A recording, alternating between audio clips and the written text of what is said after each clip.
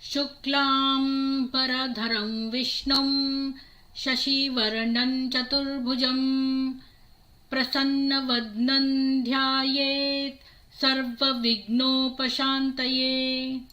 ॐ श्रीकृष्ण परब्रह्मणे नमः। ध्यानश्लोकाः। पार्थाय प्रतिबोधितां भगवता नारायणेन स्वयं व्यासेन ग्रथितां पुराणमुनिना मध्ये महाभारतम् अद्वैतामृतवर्षिणीं भगवतीम् अष्टादशाध्यायिनीम् अम्ब त्वामनुसन्दधामि भगवद्गीते भवद्वेषिणीम्। ॐ श्रीकृष्ण परब्रह्मणे नमः। ॐ कृष्णाय नमः। ॐ कृष्णाय नमः। ॐ कृष्णाय नमः। ॐ कृष्णाय नमः। ॐ कृष्णाय नमः। ॐ कृष्णाय नमः। ॐ कृष्णाय नमः। ॐ कृष्णाय नमः। ॐ कृष्णाय नमः। ॐ कृष्णाय नमः। ॐ कृष्णाय नमः।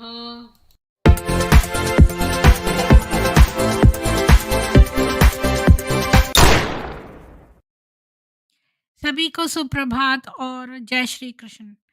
आप सभी को बहुत साधुवाद।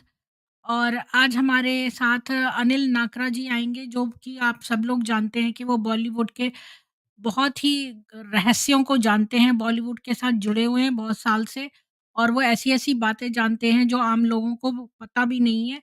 तो सौभाग्य से वो जो है हमारे चैनल से जुड़े हुए हैं और आज वो हमें दिलीप कुमार के बारे में बताएँगे। अनिल जी, आपका बहुत स्वागत है चैनल पर। राम, राम। राम राम, जय श्री कृष्ण। आज आपने कृष्ण स्तुति चलाई है।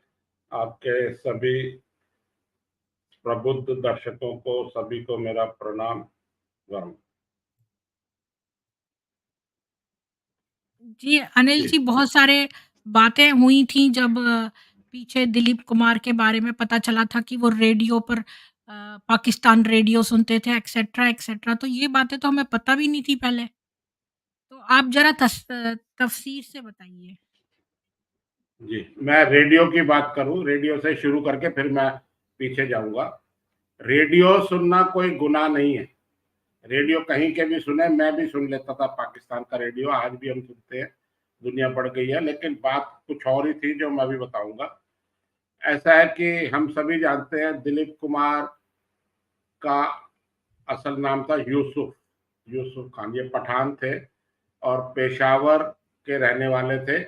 1947 में जब हमारी मातृभूमि का विभाजन हुआ तब वो इंडिया आ गए, मतलब अपने देश इधर आ गए, उधर को छोड़ के।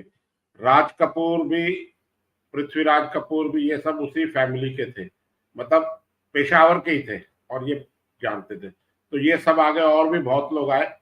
तो 47 के बाद थोड़ा सा माहौल शुरुआत में पाकिस्तान बनने से एंटी हिंदू एंटी मुस्लिम हो गया था।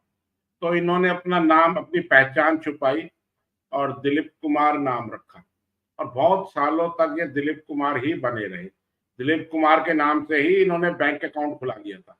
अब जैसे अच्छा, और भी इन्होंने हमारे हिंदू यहाँ नाम रखा ही क्यों? इन्होंने यूसुफ खान क्यों क्यों नहीं रहने दिया? यूसुफ खान इसलिए नहीं रहने दिया कि विभाजन हो गया था। वैसे तो विभाजन से पहले ही फिल्मों में आ गया था। आवाज मेरी ठीक आ रही है आपको? जी, आ रही है। हाँ। नीचे से बता विभाज दीजिए, सब लोगों को ठीक आ रही है आवाज़?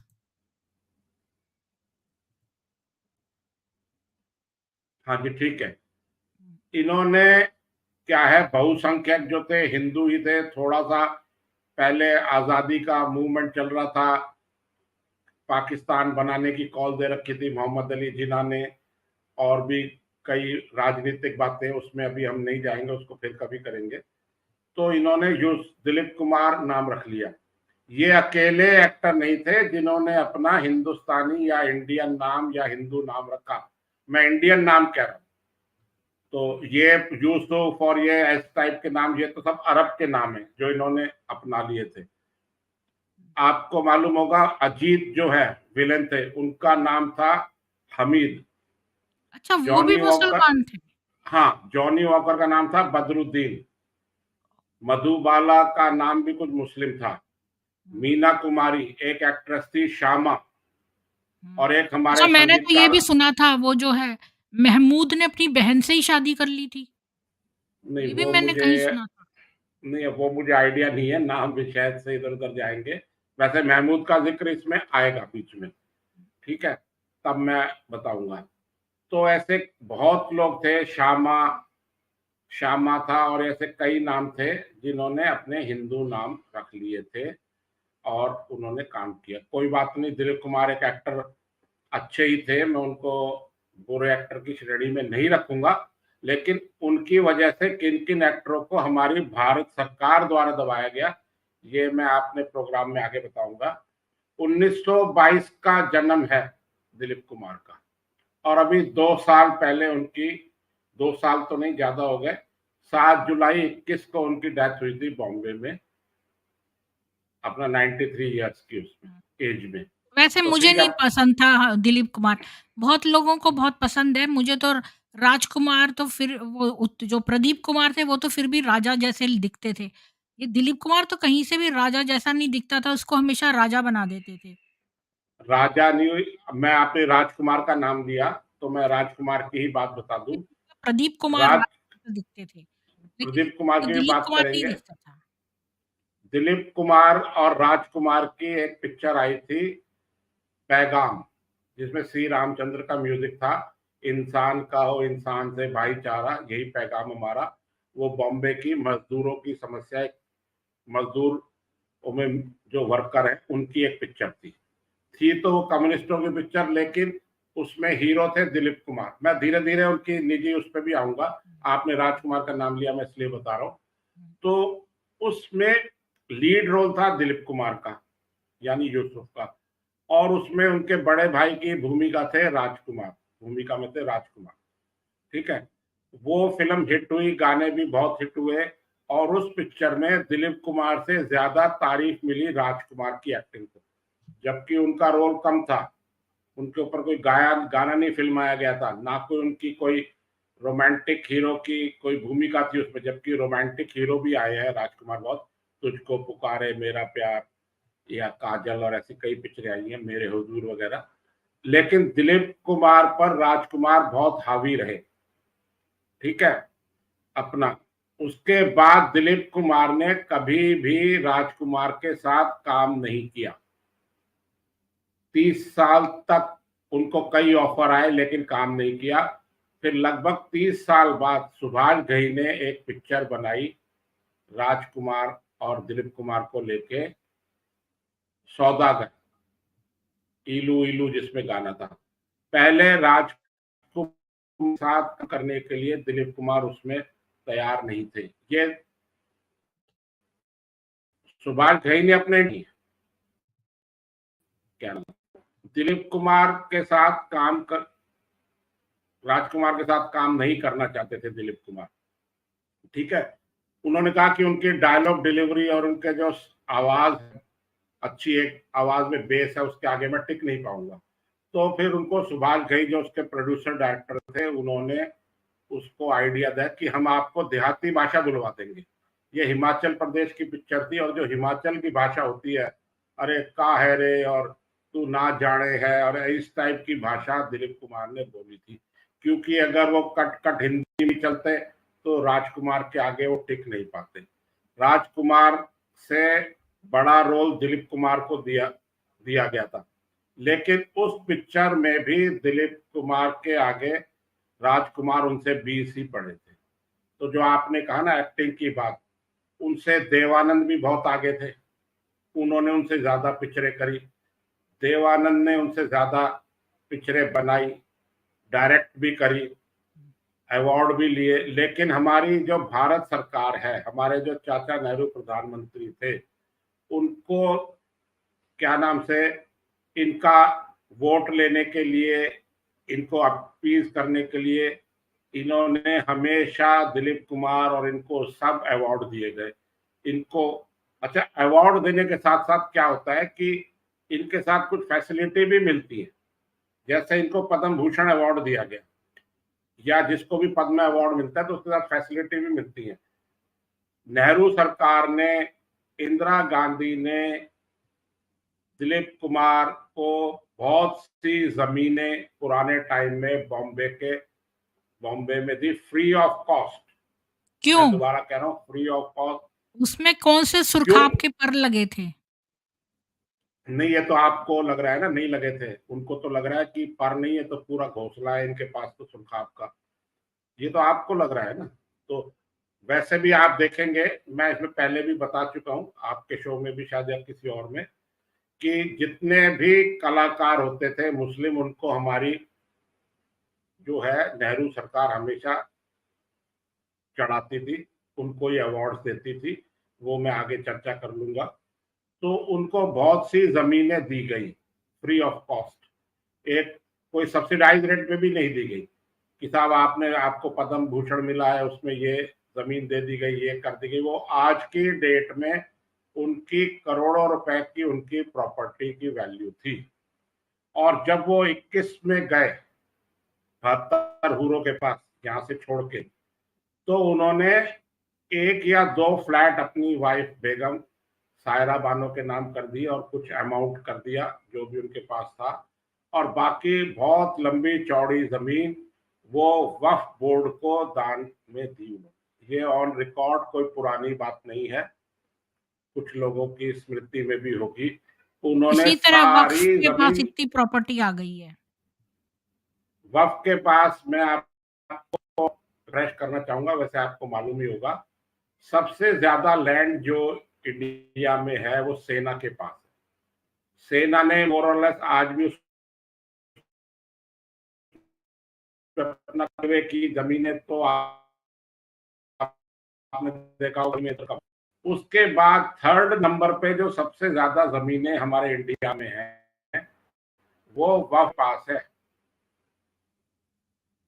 इनकी क्या नाम से आबादी तो 20, 25, 22 जो भी है, लेकिन जमीनें इनके पास वक्फ बोर्ड के बाद ज्यादा है।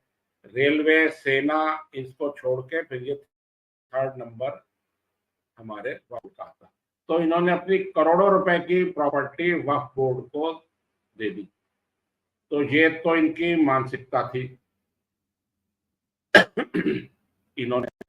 अच्छा, इसमें मैं और बात करूं, इनको मैं और आगे पीछे बात चलती रहेगी, मैं क्रम वाइज नहीं चल रहा हूं, तो इसमें आप ऐसा नहीं समझें कि इनको पाकिस्तान की सरकार ने निशाने पाकिस्तान, वहां का जो सर्वोच्च नागरिक पुरस्कार है, वो इनको दिया था। अब मैं डेट्स वेट्स में नहीं जा रहा हूँ, इस तारीख को दिया, ऐसे दिया, क्यों वैसे दिया? दिया। क्यों दिया? इन क्यों दिया? उनको तो पिंच करना था भारत को। उनका तो जो उम्मा का कॉन्सेप्ट है, हमारे जहां भी जो लोग हैं हम सब भाई भाई हैं। अब जैसे हमारे देश में ये हमारे मौलाना चलाते हैं रोहिंग्या हमारे भाई हैं, ऐसे ही वो इनका भाई है। उन्होंने कहा जी हमारे पेशावर का रहने वाला है, अच्छा एक्टर है, इसको निशाने पाकिस्तान दिया। तो इसकी बहुत खिलाफत हुई।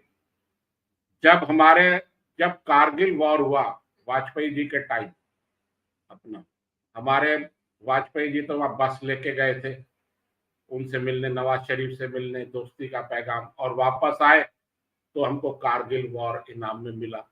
कारगिल वॉर के बाद एक आवाज उठी अच्छी खासी कि दिलीप कुमार ने जो पाकिस्तान, निशाने पाकिस्तान अवार्ड दिया है, लिया है, उनका स्वीकार किया है, वो उसको वापस कर दे। उन्होंने नहीं किया। अटल बिहारी वाजपेयी जी के प्रधानमंत्री रहते हुए उनसे किसी प्रेस कॉन्फ्रेंस में ये सवाल पूछ लिया गया कि जी आप क्या कहेंगे इसके बारे में कि दिलीप कुमार को अवार्ड वापस करना चाहिए पाकिस्तान। तो वे प्रधानमंत्री है और इतने बड़े व्यक्तित्व का प्रधानमंत्री वो थे वाजपेयी जी। उन्होंने ये जवाब दिया कि इसका फैसला दिलीप कुमार को खुद करना है। तो अगर इसका मैसेजिंग समझें तो यही है कि भैया वापस कर दो, लेकिन उन्होंने वापस नहीं करा। क्योंकि मैं आपको पिछले प्रोग्राम में भी शायद बताया था, अगर नहीं बताया तो आज बता देता हूं, हमारे यहाँ कोई भी, चाहे कलाकार हो, डॉक्टर हो, इंजीनियर हो, शांति प्रिय समुदाय, कोर्ट ऑफ व्यू वाले, कोई भी कितना ही पढ़ा लिखा हो, वो पहले अंदर से मौलाना है। यह मैं कई चैनलों पे अपनी बात कहता हूँ। वो बाद में डॉक्टर है, पहले मौलाना है। वो पहले मौलाना है, बाद में वो एक्टर है या संगीतकार है या गीतकार है या शायर है, जो भी है। उन्होंने अवार्ड वापस नहीं किया इसमें। अच्छा, मैं इसमें बात थोड़ी सी पीछे ले जाऊंगा। 47-48 में नौशाद ने अपना फिल्मों में, संगीत में वो कामयाब हो गए थे। नौशाद से पहले हमारे जो संगीतकार थे वो आउट, थोड़ा सा बुजुर्ग से हो रहे थे, तो नौशाद ने कर दिया। अब नौशाद अच्छे संगीतकार थे, इसमें मैं उनके क्वेश्चन मार्क नहीं लगा रहा हूँ। और एक कोई धर्म वाला अपने धर्म का पक्ष ले, मैं इसको भी जायज मान रहा हूँ, लेकिन दूसरे धर्म को गाली दे, इसको मैं थोड़ा ठीक नहीं मानता। तो उन्होंने क्या किया, उन्होंने जो गायिकाएं अपने फिल्मों के गानों में लेते थे, जोरा भाई अंबाले वाली, शमशाद बेगम, मुबारक बेगम और नूर जहां से भी उन्होंने कुछ गाने गवाए, वो बाद में पाकिस्तान चली गई। अफसाना लिख रही हूँ, दिल बेकरार, ये तो खैर ये वही हलाल दूसरे। वाला कॉन्सेप्ट है कि सारे लोग इनके ही हाँ, हों। हाँ, इनके ही हो। अच्छा, उन दिनों लता मंगेशकर आ गई थी इंडस्ट्री में। वो, उनके घर के हालात उस टाइम ठीक नहीं थे, तो लता मंगेशकर को इन्होंने बिल्कुल भी गाने का मौका नहीं दिया।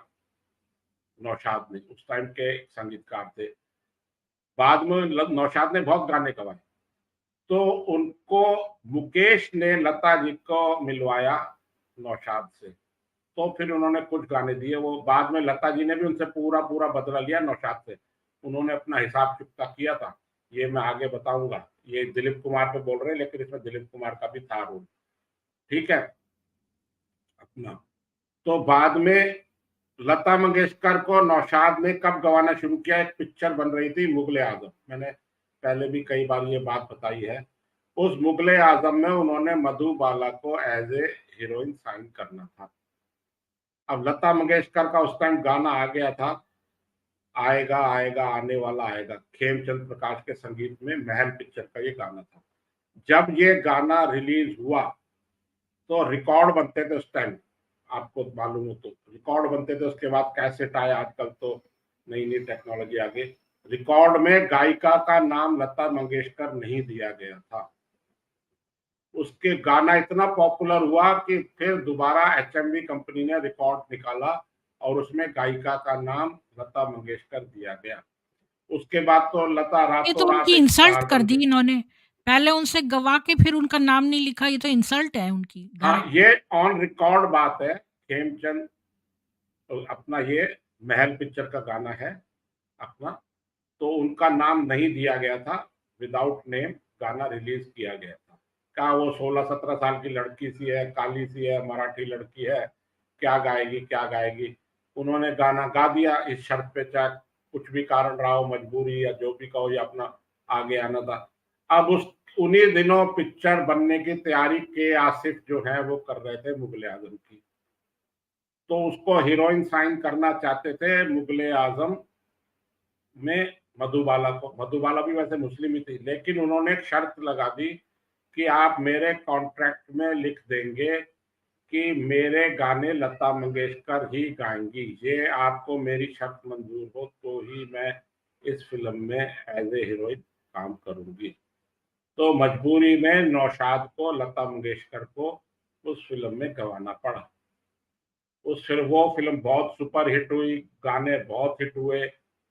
मोहे पनघट पे नंदलाल छेड़ गए, और प्यार तो किया तो डरना मधुबाला क्या। पसंद करती थी लता मंगेशकर को और हाँ, उसकी हाँ, वजह से हुआ है। हाँ, हाँ, उन्होंने ये कंडीशन रखी कि आसिफ और नौशाद के सामने कि आप मेरे गाने लता मंगेशकर से ही गवाएंगे। उसके बाद वो गाने हिट हो गए, तो उसके बाद नौशाद ने कंटिन्यू इसको गवाया।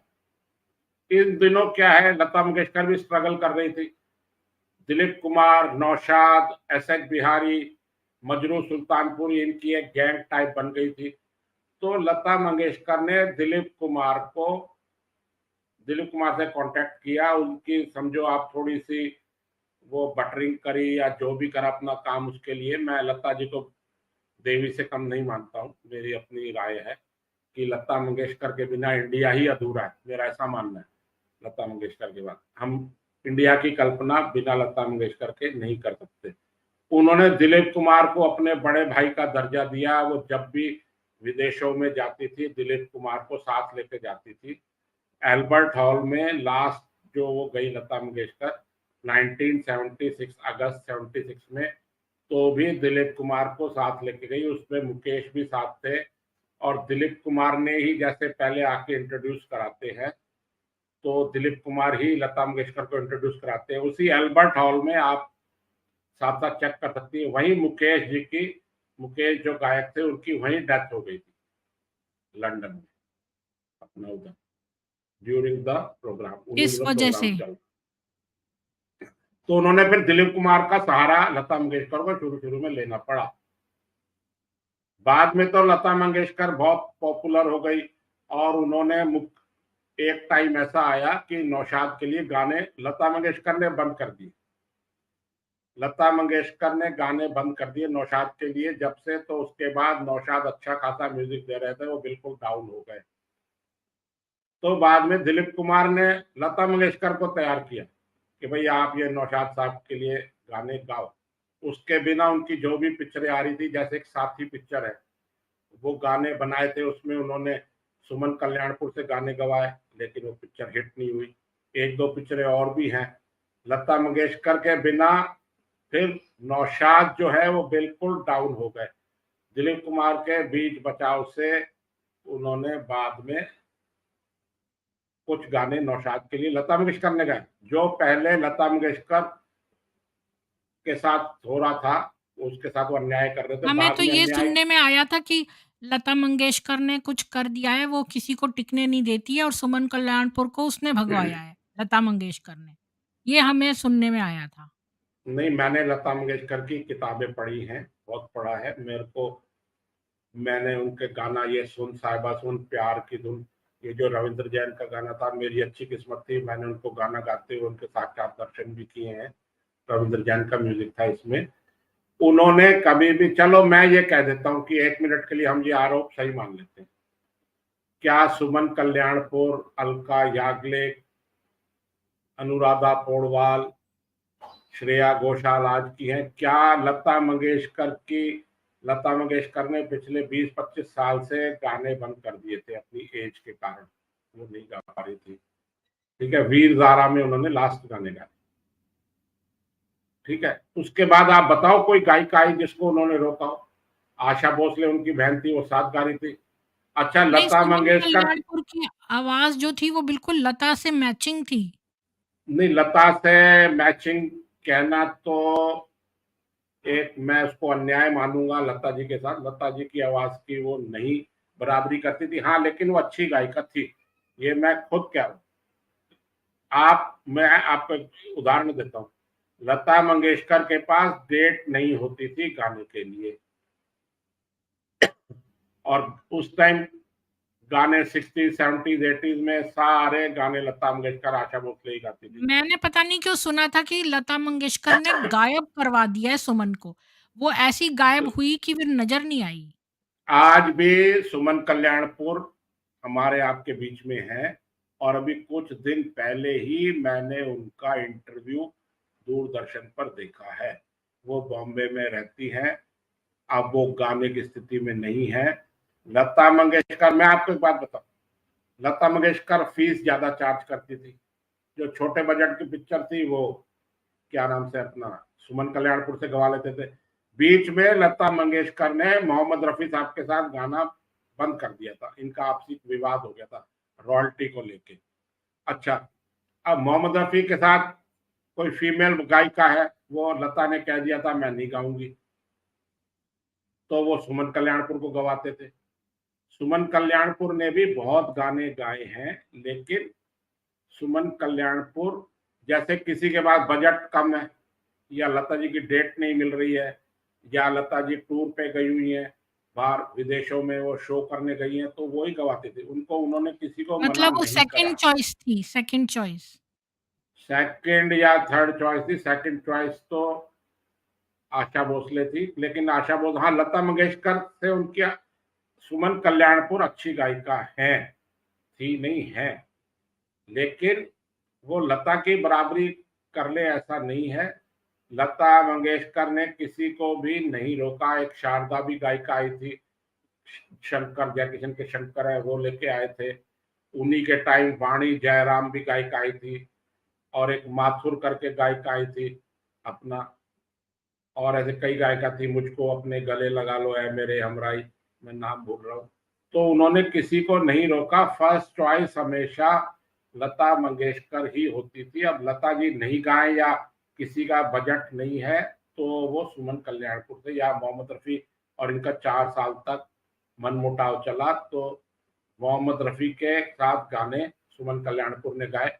जैसे गाना है आजकल तेरे मेरे प्यार के चर्चे हर जबान पर, ब्रह्मचारी पिक्चर में, या सांझ और सवेरा में है अजुन ना आए बालमा सावन बीता जाए। तो सुमन कल्याणपुर ने गाने गाए हैं, लोगों ने गवाए हैं, लेकिन लता मंगेशकर ने कभी भी किसी को नहीं रोका।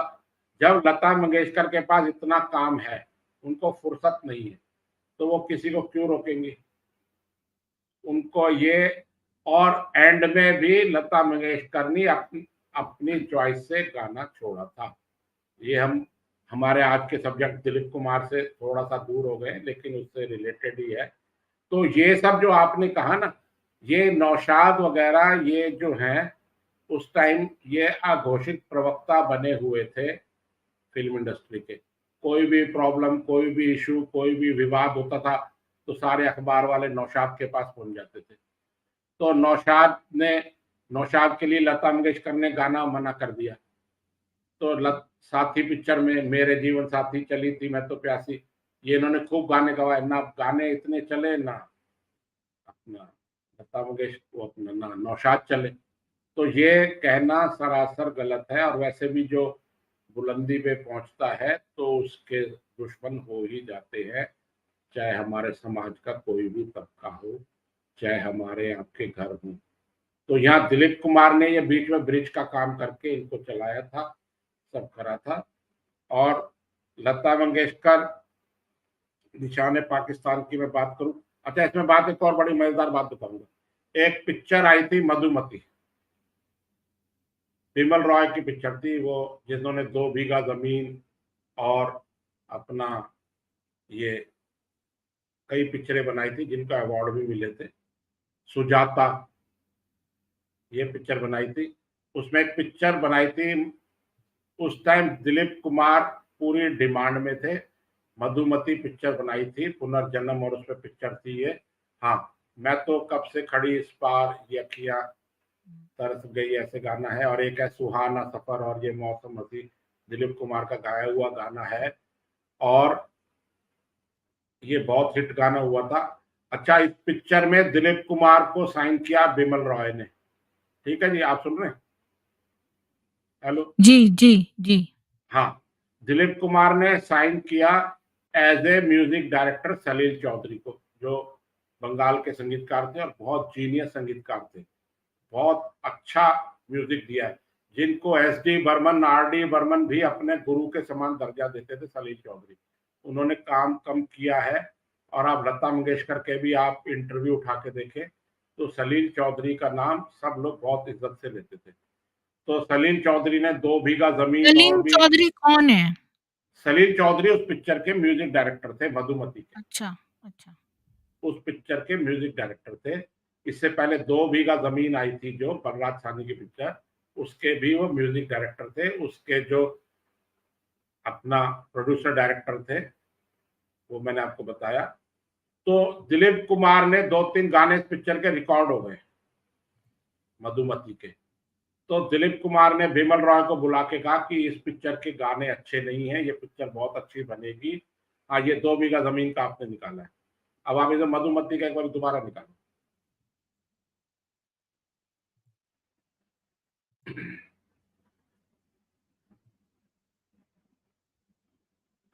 इसमें संगीतकार थे सलील चौधरी। तो दिलीप कुमार ने बीच में इस पिक्चर में एक्टिंग रोक दी, अपना डेट्स देने से मना कर दिया बिमल रॉय को। उस टाइम उनका डिमांड में तो थे ही। रीजन उन्होंने ये दिया कि इस पिक्चर के गाने जो है वो अच्छे नहीं बन रहे हैं, आप इस पिक्चर में संगीतकार सलील चौधरी को हटाकर नौशाद को साइन करें, मैं नौशाद को साइन करवा दूंगा। लेकिन बिमल रॉय इसके लिए तैयार नहीं हुए। ठीक है, किसी तरह बीच ये बचाव दिलीप करके, कुमार ने कहा।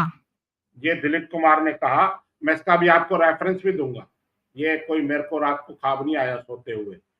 दिलीप कुमार ने कहा कि आप शंकर जयकिशन को साइन कर लो अगर नहीं करते हो तो, लेकिन उनकी चॉइस नौशाद ही थे। भाई सलील चौधरी को हटाओ, इसके गाने अच्छे नहीं बने, अच्छे नहीं बन रहे, और ये संगीत इस पिक्चर का, ये म्यूजिकल पिक्चर है और इसमें इसका संगीत अच्छा नहीं होगा।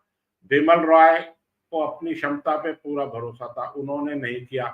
किसी तरह दिलीप कुमार को मना लिया गया कि भाई आप काम करो, जैसे सबने मनाया कर जो भी था। और उसके बाद ये पिक्चर रिलीज हुई, पिक्चर सुपर डुपर हिट हुई, और इस पिक्चर के संगीत को सलील चौधरी को best playback music director, Lata Mangeshkar को बेस्ट सिंगर आजा रे मैं तो कब से खड़ी इस पार, इसके मुकेश को बेस्ट सिंगर मेल सुहाना सफर और ये मौसम हसी। इस पिक्चर को टोटल 8 अवार्ड मिले थे फिल्म फेयर के, जिसको दिलीप कुमार ने कहा था कि नौशाद को साइन करो। मैंने आपको लास्ट प्रोग्राम में बताया था ये ऐसे ही करते थे, हिंदू म्यूजिक डायरेक्टर को हटा के मुसलमानों को लाना चाहते थे दिलीप कुमार अपनी पिक्चर में भी। ठीक है, तो जी, उसके बिना उस ही इतनी हिट हो गई। 8 अवार्ड मिले थे, म्यूजिक सुपर डुपर हिट था। ये सलील चौधरी की लड़की है बनर्जी भट्टाचार्य, ऐसा कुछ मुझे नाम याद नहीं है, उनका इंटरव्यू है यूट्यूब पे शायद होगा, मैंने देखा था कई साल पहले। उन्होंने ये बात बताई, सलील चौधरी की बेटी है, एक तो अनंतना चौधरी है, दूसरी एक और है उनकी बहू है बेटी, ऐसे कुछ है। उन्होंने ये बात बताई थी अपने एक इंटरव्यू। और इसके बाद सलील चौधरी को भी बहुत पिक्चरें मिली और उन्होंने भी बहुत किया। मतलब मैं ये कहने की कोशिश कर रहा हूं कि इन्होंने अपना, दिलीप कुमार ने भी अच्छे एक्टर होते हुए भी अपना जिहादी जो है, इनका जिहाद वो साइड बाय साइड चलता रहा। इनको दादा साहब फाल्के अवार्ड भी मिला, 1991 में पद्म भूषण मिला, ये मैंने बता दिया। इन्होंने 2 पिक्चरें भी डायरेक्ट करी थी, राम और श्याम और गंगा जमुना। इस दोनों पिक्चर में इनके म्यूजिक डायरेक्टर, तो वो तो चलो इनकी पिक्चर खुद की थी। हाँ, ये सलील चौधरी का आपने दिखाया है। हाँ, ये वेस्टर्न क्लासिकल और क्लासिकल फोक हर तरीके के संगीत में ये माहिर थे, जिनको दिलीप कुमार मधुमती पिक्चर से आउट करना चाहते थे, ये मेरा कहना है। राम और श्याम गंगा जमुना इन्होंने पिक्चर बनाई, उसमें भी इन्होंने मनु अपना दिलीप नौशाद का ही म्यूजिक लिया, एस एच बिहारी, इन्होंने टीम बना ली थी अपनी, और इनका यही रहता था। अच्छा, इसमें एक और मैं बात बताऊंगा लास्ट आपको। एक आपने पिक्चर देखी होगी पड़ोसन, पड़ोसन पिक्चर ध्यान है आपको? जी, उसमें सुनील वो था ना सुन किशोर कुमार, हाँ हाँ, जिसमें किशोर सायरा कुमार, बानो भी है। हाँ किशोर सायरा कुमार, बानो। सायरा बानो किशोर कुमार थे। अब सायरा बानो जो है वो फिल्मों में आ गई थी और वो हिट हो गई थी, और वो कुछ कपड़े जो है वो इनके अनुसार वो कपड़े ठीक नहीं पहन रही थी, और मतलब एक वल्गैरिटी का इन्होंने नाम दिया था नौशाद ने। और ये महमूद की पिक्चर थी डायरेक्ट, आपने पहले महमूद का नाम लिया था, तो ये महमूद का खुद इंटरव्यू मौजूद है यूट्यूब पर, आप कभी इसका ढूंढोगे। डायरेक्टर तो ज्योति स्वरूप है, ज्योति स्वरूप। नहीं, डायरेक्टर ज्योति स्वरूप थे, प्रोड्यूस बाय महमूद थी, हाँ। और ये संगीत इसमें आर डी बर्मन का था। और वही अपना मेरे सामने वाली खिड़की में ये जो आपने सामने लगाया है, ये सब था इसमें। अपना राजेंद्र कृष्ण के गीत थे। हाँ। इस पिक्चर महमूद के सिप्पी।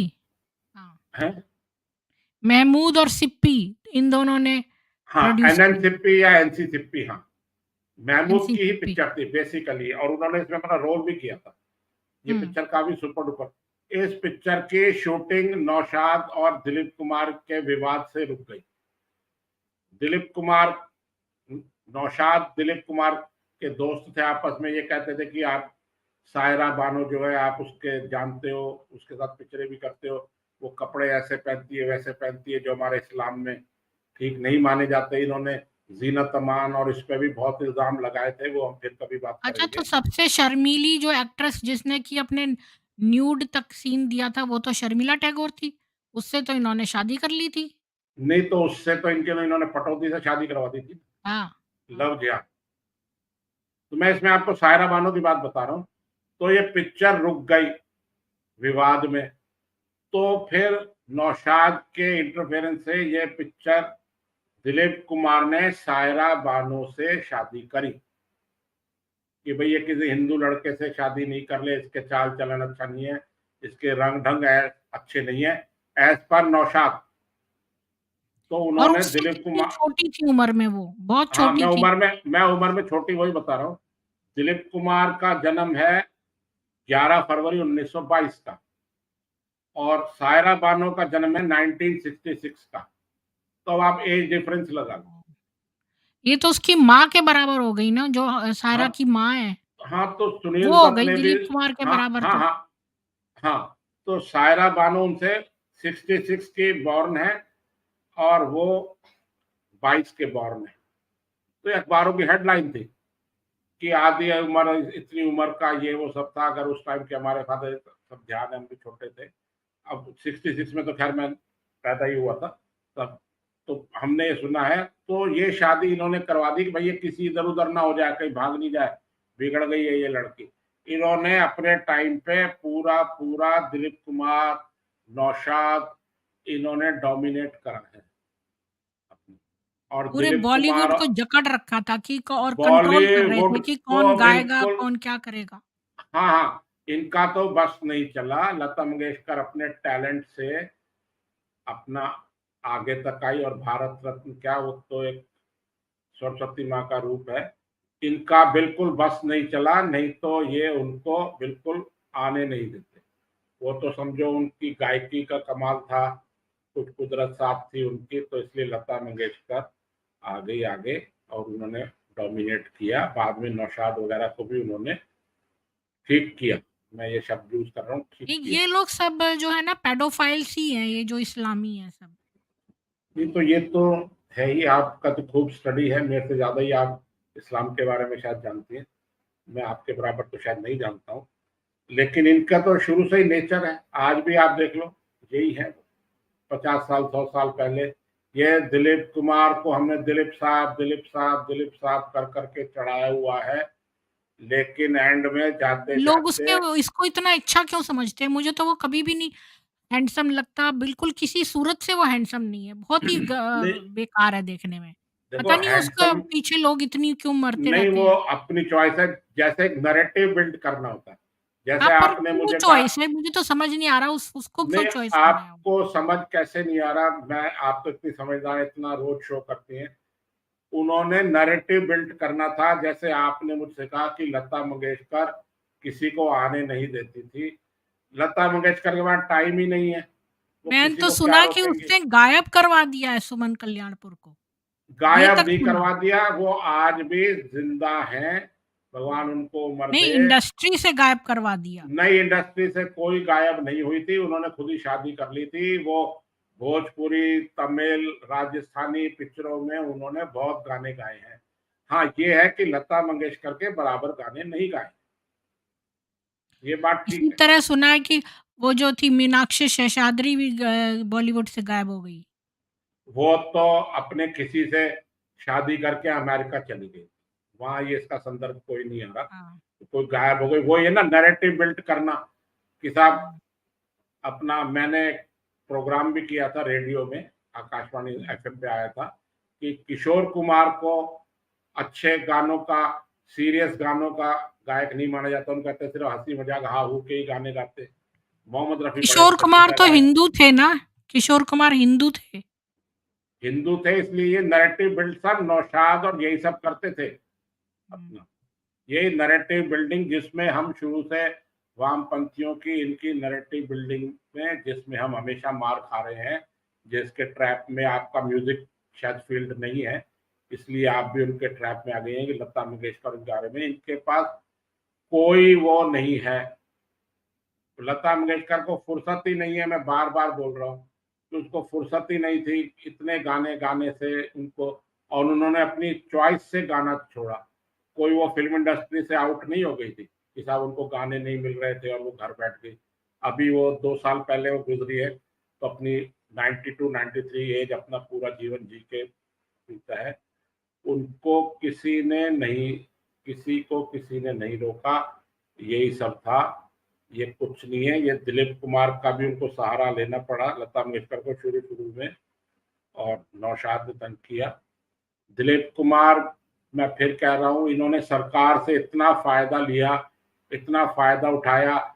सरकार ने, नेहरू सरकार ने इनको इंडिया का एम्बेसडर बनाकर, मतलब वैसा एम्बेसडर नहीं, राजदूत बना के नहीं, जैसा हमारे सांस्कृतिक एडवाइजर है और हमारे ये है, पूरे वर्ल्ड की सैर करा रहे। नेहरू जी अपने साथ इनको रशिया, रूस, यहाँ कहाँ कहाँ लेके जाते थे दिलीप कुमार। अच्छा, हाँ मतलब बिल्कुल। दिलीप कुमार को? हाँ, ये लेके वाह! जाते थे। इतनी क्या अपनत्व था उससे?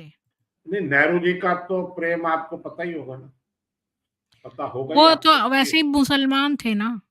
हुँ। अब वो थे नहीं थे वो तो एक अलग सब्जेक्ट हो जाएगा, लेकिन हमारी सरकारों ने हमेशा इनको चढ़ाया है, सारे इनको अवार्ड दिए हैं, इनको ही। हर पहले क्या है कि पहले इतने प्रोग्राम्स, चैनल, यूट्यूब, नेट ये सब नहीं थे। पहले हम लोग पूरी तरीके से डिपेंडेंट थे आकाशवाणी, ऑल इंडिया रेडियो, इस पर, ठीक है ना, हम इसी पे डिपेंडेंट थे। और कहीं भी कोई सरकार का प्रोग्राम होता है तो उसमें दिलीप कुमार पहले, सबसे पहले इनको बुलाया जाता था, मोहम्मद रफी को बुलाया जाता था। आपको मालूम है, यहाँ बात संदर्भ इधर उधर हो रहा है, हम दिलीप कुमार से सब्जेक्ट इधर उधर जा रहा है। किशोर कुमार पे 1975 में बैन लग गया था गाने उनके रेडियो बजने में, आपको पता है बात, नहीं पता? कि नहीं किशोर पता। कुमार पे क्या लग गया था? बैन लग गया था? बैन लग गया था कि उनके गाने रेडियो में नहीं आएंगे, आकाशवाणी में। क्यों? क्यों का मैं कारण बता रहा हूँ।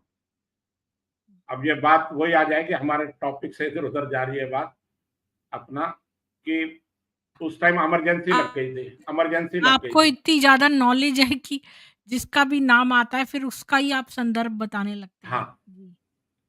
1975 में इमरजेंसी लग गई थी, ठीक है जी। तो एक दिल्ली में प्रोग्राम किया गया, म्यूजिक का प्रोग्राम संजय गांधी ने रखा, जिसमें दिलीप कुमार को भी बुलाया गया, मोहम्मद रफी को भी बुलाया, और भी कई एक्टर बुलाया, अमिताभ बच्चन को भी बुलाया, शशि कपूर को भी बुलाया, आर डी बर्मन भी गए, और किशोर कुमार को भी बुलाया। किशोर कुमार ने कहा जी मैं नहीं जाऊंगा, उन्होंने कहा मुझे बुलाया मैं नहीं जाता। किशोर कुमार मूडी थे थोड़ा, उन्होंने मना कर दिया, या कोई भी और कारण रहा होगा, जो भी कारण रहा। उन दिनों इनकम टैक्स के छापे भी पड़े, उसके बाद पड़े थे इनके ऊपर। आजकल जो ये कहते हैं ना, मैं बताता हूँ। दिलीप कुमार ने अपना वहां प्रोग्राम किया, सब किया। किशोर कुमार दिल्ली के प्रोग्राम में, संजय गांधी के प्रोग्राम में नहीं गए। उस प्रोग्राम के अगले दिन विद्याचरण शुक्ल हमारे सूचना एवं प्रसारण मंत्री थे, आप ये फैक्ट चेक कर लेना। उन्होंने रेडियो वालों को अलिखित आदेश दे दिया कि आप किशोर कुमार के गाने नहीं बजाएंगे। ये पुराने उस टाइम के लोग हो, मैं भी जब 9-10 साल का था, मुझे बहुत अच्छी तरह याद है कि उनके गानों पे बैन लग गया था। उन दिनों हाथ की सफाई पिक्चर आई थी, बार बार मोहम्मद रफी गए थे, इनके ही गाना आता था, वादा कर ले साजना तेरे बिना मैं न रहूं, मेरे क्योंकि बिना वो तू न रहे। राष्ट्रवादी थे इसलिए उनके गाने बैन हो गए थे, मुझे नहीं समझ में नहीं आया। राष्ट्रवादी नहीं, राष्ट्रवादी नहीं थे, जैसे वो बिजी थे या उन्होंने मना कर दिया। अब आपको वो बुला रहे हैं तो आप बिजी भी तो हो सकते हैं, आप बीमार भी हो सकते हैं, या आपका मूड नहीं है, ये हाँ, चॉइस और तो क्या? आपकी है ना। हाँ, आपकी ये बिल्कुल, चॉइस उसके लिए आपकी है। बैन कर दिया, मतलब ये तो बहुत हाँ, बड़ा इसके स्टेप लिए ले उनको लिया। बैन कर दिया था, इसके लिए बैन कर दिया था और उस बाद में फिर उस पे बैन हटा। तो और उस टाइम कोई ऑप्शन नहीं थे।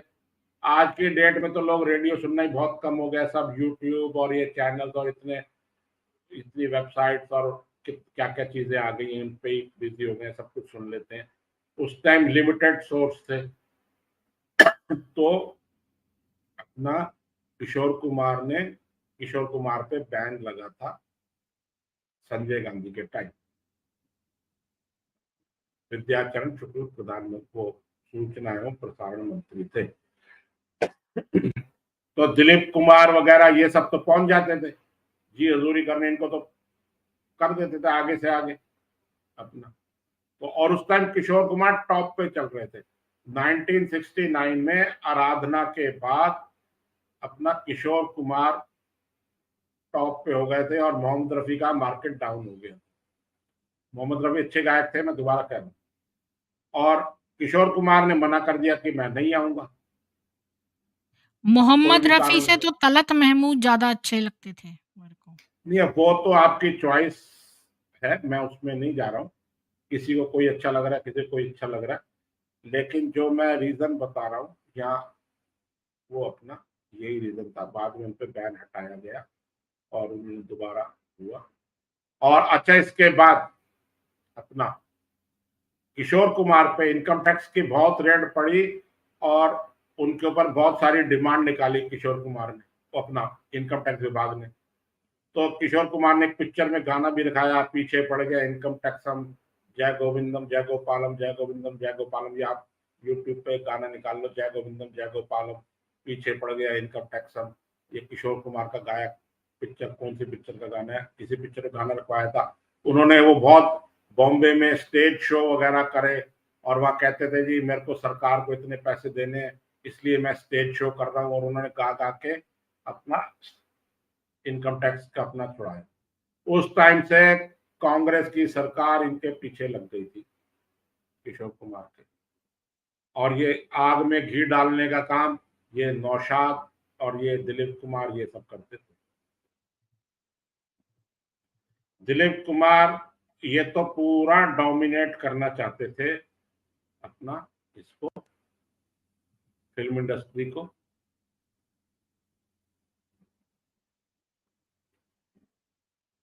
ठीक है जी, अब आप कुछ पूछना है तो वैसे तो ये सब्जेक्ट तो बहुत लंबा हो सकता है। जी, अब तो आप कह रहे थे दिलीप कुमार जो है वो जिहादी था, वो जिहादी था, वो वाली बात बताइए। वो तो आपने अंदरूनी बहुत सारी बातें बता दी। नहीं, वो आईएसआई के साथ लिंक्ड था क्या? नहीं, आईएसआई के साथ वो लिंक्ड नहीं था, ये मैं कह दूं। और जिहादी से मेरा यहाँ मतलब है, मैं दिलीप कुमार की एक्टिंग को, कुछ पिक्चरों में उन्होंने अच्छी एक्टिंग करी है, मैं ये भी मानता हूँ। मैं ठीक है, मैं हिंदू उसमें हूँ, सब हूँ अपना। उन्होंने को फिल्मों में भजन भी गाए हैं, दुख के सब साथी, गोपी पिक्चर वगैरह कई गाए हैं।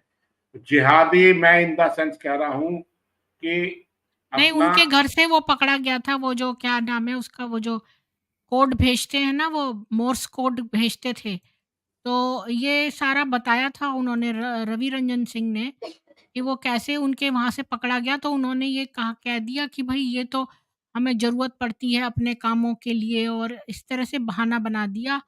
वह ऐसी कोई ये बात थी, ये मुझे इसके बारे में मैंने भी रवि रंजन सिंह के प्रोग्राम में सुना है, लेकिन मैं सिर्फ वही बात कर रहा हूँ जिसके लिए कि जो मैं आपको पक्का पता है। हुँ, पूरा 100% श्योर हूँ। मैं 100%, 99 नहीं, हुँ, कि इन्होंने अपनी वक्फ को प्रॉपर्टी दे दी।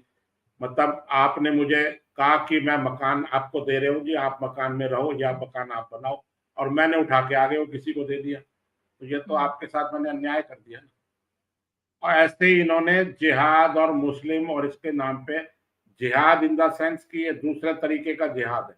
जिहाद से मतलब सीधा मारना नहीं है, ये जो बौद्धिक जिहाद है, ये बौद्धिक जिहादी थे कि हुँ, फिल्म इंडस्ट्री पे कब्जा करना, संगीत पे कब्जा करना, दूसरे को नहीं आने देना, हुँ, सरकार में अपनी पैठ रखना। वो सम्मान भारत की सरकार ने देवानंद, राज कपूर, धर्मेंद्र को नहीं दिया। जो इनसे ज्यादा फिल्में साइन करी, इनसे ज्यादा फिल्म फेयर अवार्ड लिए। देवानंद, राज कपूर खुद प्रोड्यूसर डायरेक्टर थे। राज कपूर ने, देवानंद ने कई कई पिक्चरें डायरेक्ट की। दिलीप कुमार ने कोई पिक्चर डायरेक्ट नहीं की, प्रोड्यूस जरूर करी, राम और श्याम, गंगा जमुना, लेकिन डायरेक्ट कोई नहीं करी। तो मतलब उनसे ज्यादा टैलेंटेड थे ये अच्छा, इनकी राजकुमार। मूवीज़ भी तो ऐसी हैं। दिलीप कुमार की एक पिक्चर आई थी वो बहुत पहले मैं अपने फ़ादर के साथ देख रही थी, टीवी पे आ रही थी वो और कुंदन नाम था उसका। उसमें दिलीप हाँ, कुमार था हैं और वो उसमें हिंदुओं को दिखाया कि ये लोग काली की पूजा करते हैं और लोगों को धन के लिए मार देते हैं पुजारी लोग। तो उसमें नहीं दिखाया था कि दिलीप कुमार पुजारी का बेटा है और वो लोगों को कत्ल करके उनका सामान छीन लेता है। ये काम तो मोहम्मद करता था, उसको दिखा दिया हिंदू करते हैं ऐसा काम, वो भी पुजारी। अब ये तो बहुत लंबा सब्जेक्ट है, इसके पास भी मेरे पास बहुत मटेरियल है। वो दिलीप कुमार नहीं, वो हमारे सलीम जावेद, हाँ, कादर वो खान और ये जितने ऋषिकेश मुखर्जी टाइप वामपंथी टाइप थे, इन सब ने यही काम किया है कि नैरेटिव जो है गलत बनाए गए हैं। हमारी आप पहले की फिल्मों में देख लो आप, यही गुंडे, बदमाश, गैंगस्टर, यही सब होते थे, गैंग कर रहे हैं। और ये आप भाई किसी अमीरों को को कोई लूट। क्वेश्चन्स पूछने हैं तो लिख के पूछ लीजिए। हाँ, ये एक आए हैं सुभाष नायक जी, ये तो कह रहे हैं कि लता मंगेशकर को भी दिलीप कुमार ने बोला था मुस्लिम बनने को। वो दीन की दावत तो नहीं हर एक को देते हैं। नहीं, दीन की दावत दे देते हैं। लता मंगेशकर तो पूरी महाराष्ट्रियन हिंदू थी। और मैं हुँ, आपको बात बताऊं, 2014 में, वो लता मंगेशकर की बात आ जाती है। लता मंगेशकर, जब मोदी जी 2013-14 में अपना, वो गुजरात के मुख्यमंत्री थे और वो प्रधानमंत्री बनना चाहते थे 2014 में जो बने, उससे पहले वो बॉम्बे गए और एक प्रोग्राम में लता मंगेशकर से भी वो मिले। लता मंगेशकर भी उस प्रोग्राम में इनवाइटेड थी। तो उसमें लता मंगेशकर ने मोदी जी को स्टेज पे कह दिया कि आप भारत के अगले प्रधानमंत्री बने, ऐसी मेरी शुभकामना है। ये 2014 की बात बता रहा हूँ, मोदी जी के प्रधानमंत्री बनने से पहले। तो कांग्रेस ने और वहां इन्होंने इतना हल्ला मचाया कि लता मंगेशकर हिंदू और ये और वो सब कुछ है, ऐसे इन्होंने तो सर पे उठा लिया आसमान की तरफ। लता मंगेशकर ने कैसे बधाई दे दी, ये तो गुजरात दंगों का मास्टरमाइंड है, ये है वो है। तो लता मंगेशकर ने हमेशा बाला साहब ठाकरे के जो प्रोग्राम होते थे उसमें भी वो मराठी गाने वहां जा जाके गाती थी। इस बात पे भी इन हमारे जिहादियों को, नौशाद को, दिलीप कुमार को, इन सबको इतराज होता था कि ये बाला साहब ठाकरे तो हिंदूवादी हैं और ये है वो है, इनके प्रोग्राम में लता मंगेशकर क्यों जाती है। और वही आज आजकल की बात है, आप तो कनाडा में बैठे दूर, वही उद्धव ठाकरे उनका बेटा वो कह रहा है मोदी जी की तुलना औरंगजेब से कर रहा है। ये आज आपकी करंट हेडलाइन है, ये आज की तारीख में जब हम ये प्रोग्राम कर रहे हैं।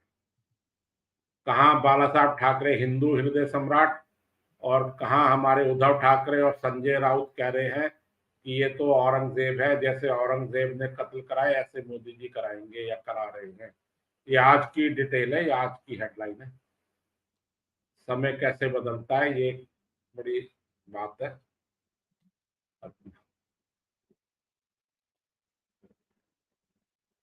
हमारे इस प्रोग्राम को भी 54 मिनट हो गए मेरे ख्याल। जी, जी। हाँ, मेरे पास एक न्यूज़ आपके है, पास कोई। हाँ, वो हाँ बताए। ये है अम,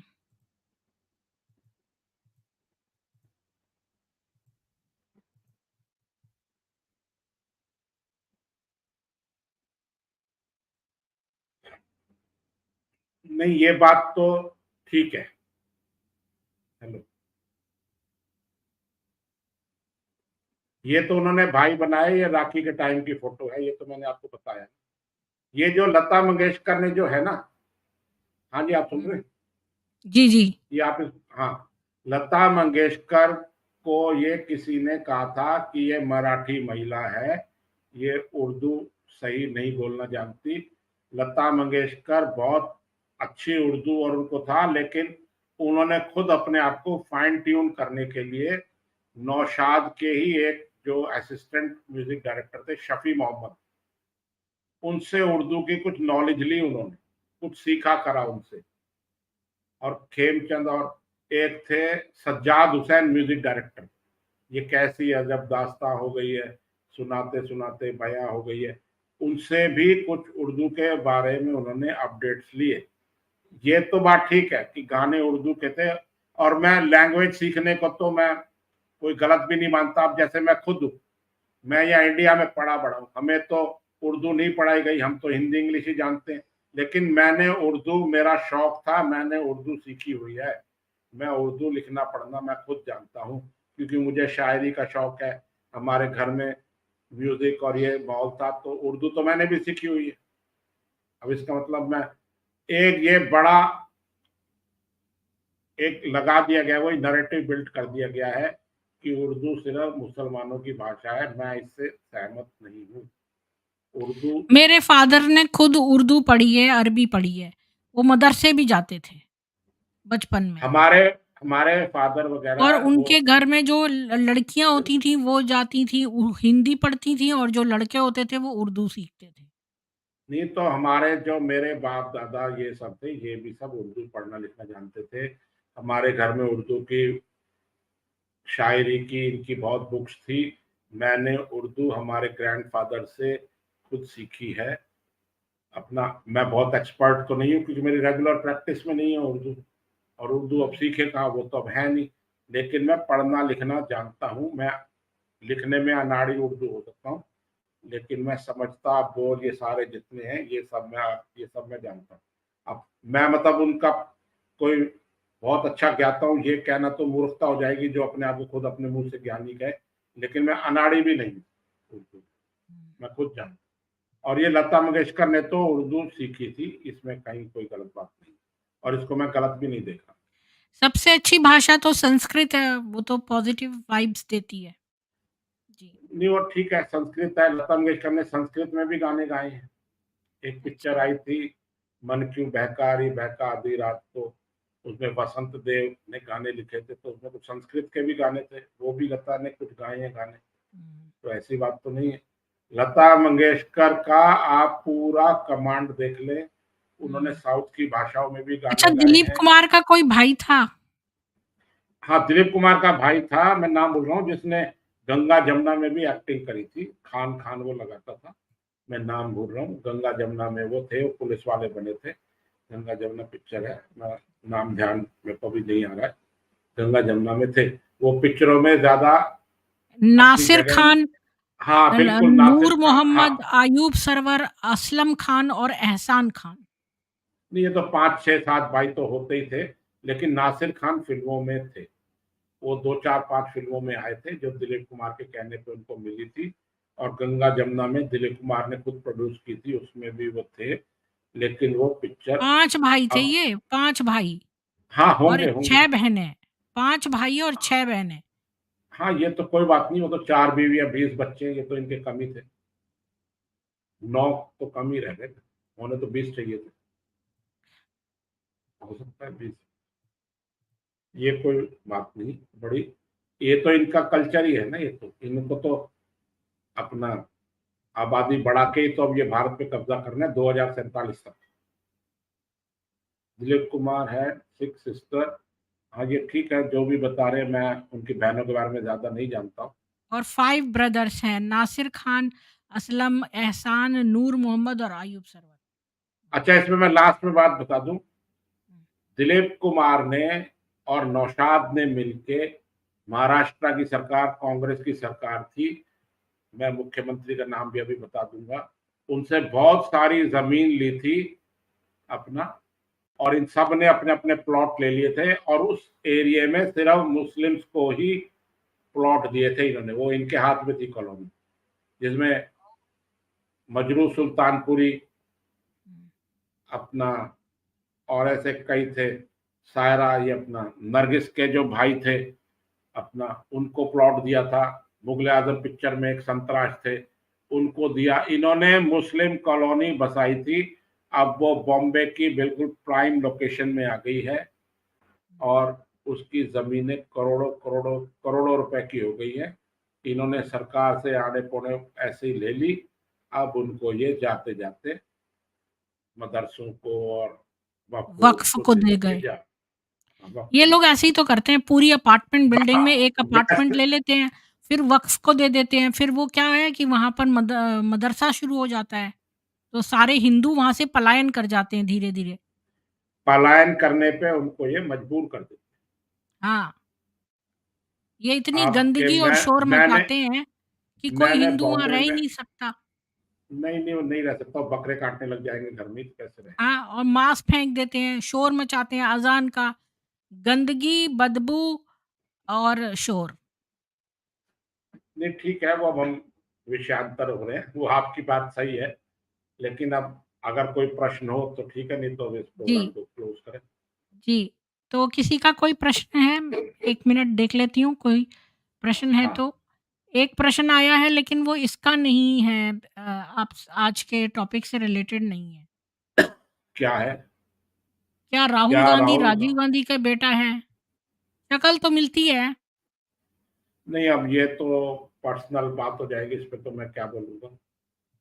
हुँ, राजीव जी। यादव। अच्छा, ये गुलज़ार गुलज़ार भी क्या दिलीप कुमार से अटैच थे? नहीं, गुलजार दिलीप कुमार से अटैच नहीं थे, गुलजार का नाम था पूर्ण चंद कालर। अच्छा। ये भी पाकिस्तान जो अब बन गया वहां से आए थे। ये भी, इनकी भी फर्स्ट लैंग्वेज उर्दू ही थी। गुलजार ने, इनका तखल्लुस नाम था, उर्फ नाम था, जैसे कहते हैं ना पूर्ण हुँ। चंद कालरा उर्फ गुलजार, तो गुलजार के नाम से ये लिखते आ रहे हैं आज तक। इन्होंने भी फिल्में प्रोड्यूस की, डायरेक्ट की, अपना डायलॉग्स भी मैंने लिखे। कहीं पे पढ़ा था कि ये जो कपूर ख़ानदान है और ये जो पता नहीं कौन-सा मुस्लिम कोई ख़ानदान है, वो दोनों साथ-साथ रहते थे पाकिस्तान में। नहीं, पाकिस्तान में पेशावर के ही दिलीप कुमार रहने वाले थे और पेशावर के उनकी ही राज कोठियाँ कपूर। पास-पास थीं और हाँ, तभी ये उनके लोग आप बार-बार जाते हैं पाकिस्तान। इवन अनिल कपूर भी वहाँ जाता है, सोनम कपूर के भी नहीं नहीं, वहाँ रिश्तेदार हैं। अनिल कपूर का पेशावर से कोई लेना देना नहीं है, ना उनके फोर फादर का था, वो एक अलग फैमिली है। हाँ, बाकी राज कपूर के जो पिता थे पृथ्वीराज कपूर, और ये राज कपूर, शम्मी कपूर, ये सब पेशावर के ही रहने वाले हैं। लेकिन आपको मैं बात बता दूं, पेशावर के रहने वाले हैं, लेकिन दिलीप कुमार में और राज कपूर में कभी भी प्रोफेशनली नहीं बनी। एक दो पिक्चरों में ही काम किया इन्होंने, वो भी इसलिए काम किया कि दिलीप राज कपूर के जो गुरु थे केदार शर्मा, उनके पिक्चर में काम किया, जिसमें है ना तुम किसी और को चाहोगी तो मुश्किल होगी। अच्छा, आपने एक पिक्चर देखी होगी अपना, संगम। अब बात फिर लंबी हो जाती है, हम खत्म करते करते, मेरा भी वो हो जाता है कि मैं कुछ बता दूं। आपने पिक्चर देखी थी संगम, राज कपूर की? अ, मैंने सुनी है, रा, बड़ी मशहूर है। हुँ। हाँ, राज कपूर की संगम पिक्चर थी, उसमें राज कपूर और ये वैजंती वैजंती माला थी माला शायद। और राजेंद्र कुमार थे। हुँ। राज कपूर ने ऑफर किया था राजेंद्र कुमार का रोल दिलीप कुमार को, लेकिन दिलीप कुमार को लगा कि ये रोल हल्का है, वो बड़े वो अलर्ट रहते थे, तो उन्होंने मना कर दिया, कहा जी जो राज कपूर आप खुद रोल कर रहे हो वो तो मुझे दे दो, तो मैं ये पिक्चर करूँ। ये राज कपूर ने खुद कही है और दिलीप कुमार ने भी कही है अपनी बात। तो ये किसी अच्छे एक्टर के साथ एक्टिंग करने से तो दिलीप कुमार डरते थे या रहते थे। इन्होंने राजकुमार के साथ दो ही पिक्चरें करी, राज कपूर के साथ भी शायद एक दो पिक्चरें करी है, इन्होंने ज्यादा नहीं करी आगे चल के। इन्होंने किसी के साथ भी नहीं करी और इन्होंने सोलो पिक्चरें ही करी ज्यादा। या जब ये बड़े हो गए और ये करेक्टर आर्टिस्ट बन गए, तब कुछ इन्होंने पिक्चरें, दुनिया और ये शक्ति और इस टाइप की पिक्चरें इन्होंने करी। शक्ति पिक्चर तो इन्होंने अमिताभ बच्चन के साथ करी थी, वो भी बड़े मनाने के बाद अपना रमेश सिप्पी के डायरेक्टर के इन्होंने करी थी। तो दिलीप कुमार बड़े कॉन्शियस थे और ये हमेशा देख के करते थे और अपने रोल वगैरह सब चेक करके कटवाना करना, ये दिलीप कुमार पे हमेशा आरोप लगते थे कि ये अपना रोल बढ़वा देते थे, दूसरे का कटवा देते थे, इस टाइप से। खैर वो और भी करते हैं, सब जो भी है ये होता था। एक क्वेश्चन है, सायरा बानो के लिए यूसुफ खान ने कुछ पैसा जायदाद छोड़ा था क्या? कुछ पैसा भी छोड़ा है, कितना छोड़ा है ये नहीं मालूम है, और 2 फ्लैट छोड़े, 2 फ्लैट और कुछ जो भी बैंक बैलेंस होगा। अगर राहुल क्या नहीं, वो राहुल गांधी के बारे में ही बोल रहा है, वो उसका बेटा था कि नहीं, वो उस पर ही स्टक नहीं है। नहीं वो नहीं नहीं वो तो हुँ। देवानंद की फैमिली बड़ी एजुकेटेड है, यहाँ तो लोग इन्फॉर्मेशन दे रहे हैं, कोई क्वेश्चन नहीं है। हाँ, तो क्या आपका ये वीडियो मैं अपने चैनल पर डाल सकता हूँ क्या? ये तो आप बताओगे। जी, मुझे कोई प्रॉब्लम नहीं है। आपको देखना है कॉपीराइट, मैं तो परमिशन दे रही हूँ। ठीक है, आप दे रहे हो तो डाल ही देंगे, कोई बुराई नहीं, रीच बढ़ेगी, ऐसी क्या बात। हाँ, बिल्कुल और क्या।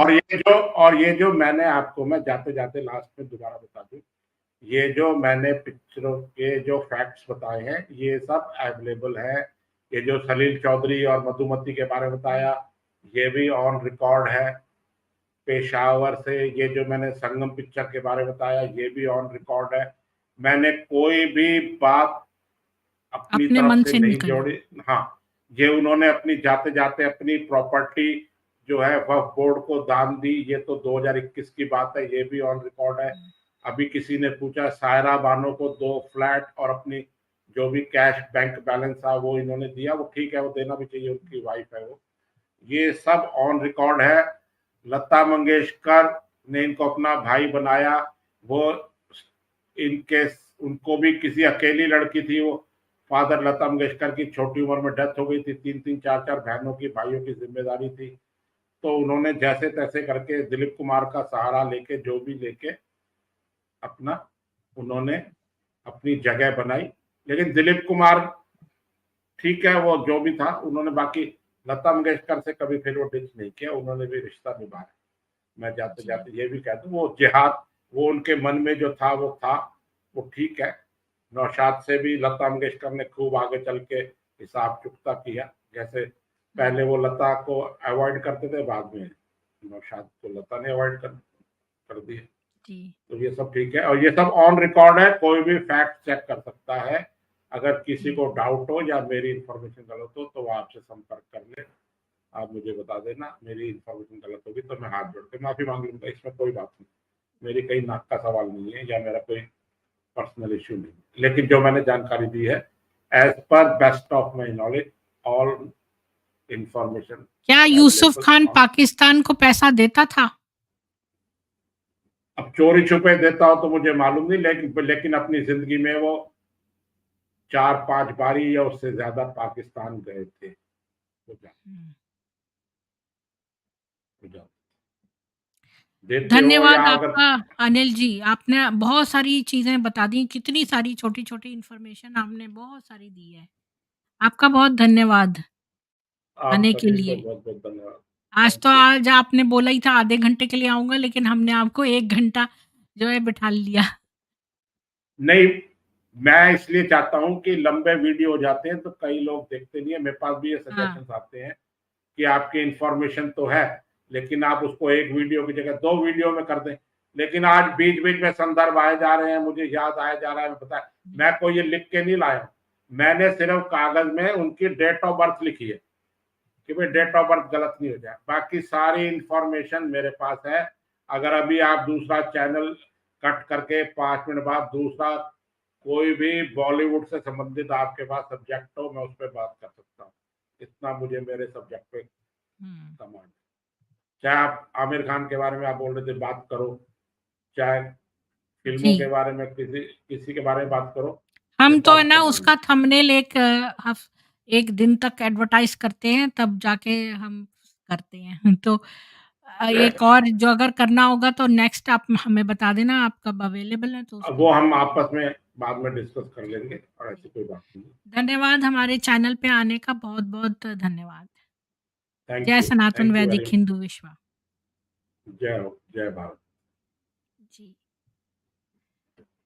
तो प्लीज़ सब लोग जो हैं वो इस को ज़्यादा से ज़्यादा शेयर कर दीजिए और अब से आधे घंटे में हम एक 20 मिनट बाद हम एक पद्मजा नाम की एक ब्रह्म कुमारी 32 साल से थी वो, उनको ब्रह्म कुमारी संस्था ने बाहर निकाल दिया है, उनकी लाइफ़ स्टोरी जानेंगे अब से 20 मिनट बाद, तो आप फिर से आइएगा अगली स्ट्रीम में। सभी को राम-राम, जय सनातन वैदिक हिंदू विश्व।